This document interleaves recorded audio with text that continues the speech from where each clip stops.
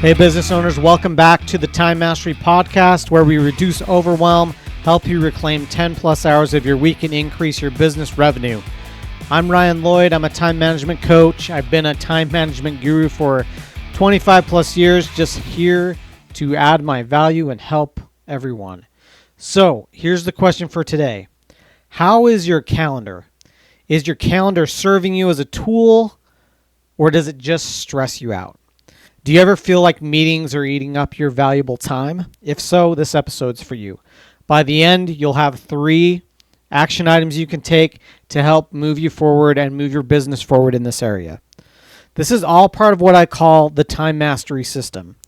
The Time Mastery System is building an intentional system for your time and your business, and there are 6 parts to it. Your calendar is the second part of this system.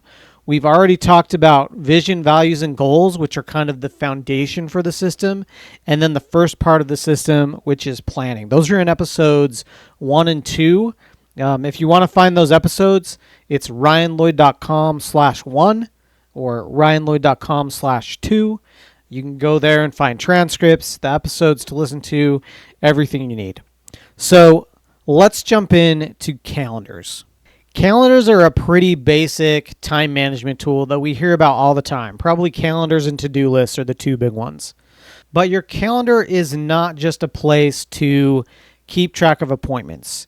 If used correctly, your calendar can be a powerful tool for managing your priorities and, most importantly, protecting your time. Here's the reality. If you don't control your calendar, someone else or something else will control it for you, and you'll be controlled by external things. So it's really important to implement a strategy where you're taking a proactive approach to your calendar. If you don't do this, low priority tasks can easily sneak up on you throughout the day and take up all of your time.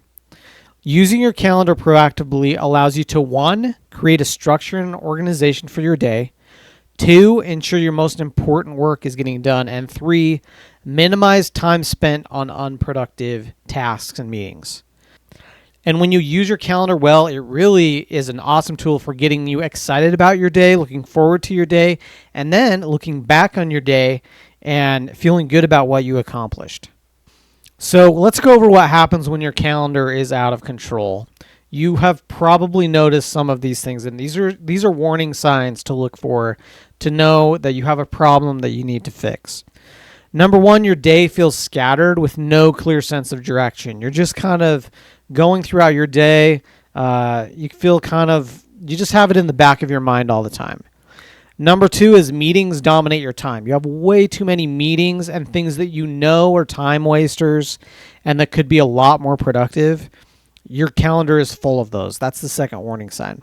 Another thing to watch out for is you end your day feeling like you were busy but not productive. You did stuff the entire day, but the stuff you accomplished, you know it wasn't the high value task that you should have been doing. It wasn't the priority stuff you should have been working on. Now, the problem with this is it not only affects your business growth, but it, more importantly, in my opinion, it leads to burnout and frustration on your part. You can easily burn yourself out and not take care of yourself when you're not proactively managing your calendar. So before I get into how to do this, I want you all to go to a free mini course that I have offered to anyone listening. It's at ryanlloyd.com/free course. It is a course called Escape Business Overwhelm, Plan Your Optimal Week in 15 Minutes. It is talking about exactly this with how to prioritize and manage a calendar along with a lot of other things. You'll learn how to plan your week in only 15 minutes a day. The actual mini course only takes 15 minutes, so it's not a huge time commitment. Go check it out. Totally free. ryanlloyd.com/free course. So we could spend an entire episode just talking about calendars, but I'm going to give you 3 tips today that you can take action on right now that will give you the most bang for your buck. The first one we've talked about before is time blocking high impact work. Start by blocking out on your calendar for your most important tasks. And most importantly, protect those blocks like appointments. A lot of times we fall into the trap of feeling like we need to protect meetings because maybe they involve other people or we perceive that they might be valuable. We'll protect those pretty well. But lots of people struggle with protecting time when they're working up by themselves. But that work that you're doing by yourself could be one of your high impact, high value tasks. So we need to learn to protect the time blocks where we're working on tasks. Number 2 is take a look at your current calendar and look at how many meetings you have and ask yourself questions about those meetings. Ask yourself, is this meeting high value and high priority? Ask yourself, do I need to be at this meeting? Am I going to add value to this meeting? You may not need to be there. Number 3, if someone does need to be there, but it doesn't need to be you, ask yourself, can I delegate this meeting to someone else? What you're trying to do here is clear your calendar as much as possible. Meetings in some scenarios are needed, but a lot of times your meetings will fall into one of those 3 categories, and you can eliminate them off of taking time from your day, and you can fill that time with these focus blocks we're talking about where you can work on high priority tasks. If you do have to set a meeting, make sure it has a clear agenda, make sure it has a time limit, and again, make sure you're needed at that meeting. Number 3 is use the right tool for your calendar that works for you. There are so many ways you can do a calendar. Tools like Google Calendar and Outlook calendars that are digital. You can follow a bullet journal method where it's all on paper. Your calendar can really be as simple as just one single sheet of paper that you keep track of things on. Do whatever works best for you.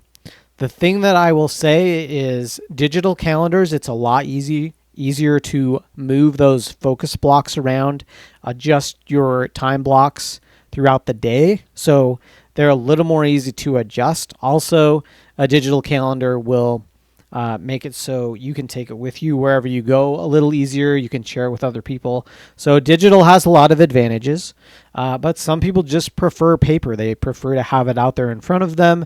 They prefer writing things down. It's been shown in studies that you tend to stick with things in your brain and remember things when you're actually taking the motion of writing. So if that works for you, then do that. The key here is you just want to do whatever works for you, whatever you're going to stay consistent with and stick to, and whatever's going to be most effective for managing your day in the most productive way possible. And that's it for today. We could continue to talk about this, but your 3 action steps for today. 1, block out your top 3 priorities for your calendar tomorrow. Reserve those time blocks. So that's your first thing that you're going to do. Set aside those time blocks for tomorrow and protect those time blocks, the most important part. Number 2, audit your meetings. Ask yourself, do I need to be there? Can I delegate it? Does this meeting need to exist? If it does, make sure it has a clear agenda and is productive. And number 3, pick a tool. Make sure that you're using a tool that you think you will stick with. Try a few tools if you need to, but go digital, go paper, use different apps. Google Calendar is what I prefer using for the majority of my calendaring, that and mixed with a paper bullet journal that I keep track of. But do what works for you. Nobody's going to be the same. Different things are going to work for different people in different scenarios. But try to find a few different tools and try them out for this week and see how they work. And then at the end of the week, what I recommend doing is review how it went and then make adjustments with all of this as you go. These are small changes you can do, but if you do these changes consistently over time, you're going to find that you're going to settle on a system that works for you and your business the best way, and you're just going to feel like you're more productive and you're going to move your business forward. And again, if you would like to take my free mini course, that's at ryanloyd.com/free course. It is a 15-minute course where the videos modules take literally 15 minutes total, and it will help you plan your optimal business week and escape business overwhelm. You can get that absolutely free at ryanloyd.com/free course. That is it for today's episode of the Business Time Mastery podcast. I hope you're feeling inspired to take control of your calendar and make it a tool that works for you. Join me next week where we'll discuss the second most popular tool, or one of the most popular tools in time management. The to-do list will help you come up with strategies where you can actually use a to-do list and stick with it and not get overwhelmed when you look at it. Remember, your calendar is your secret weapon in a lot of ways. Use it wisely.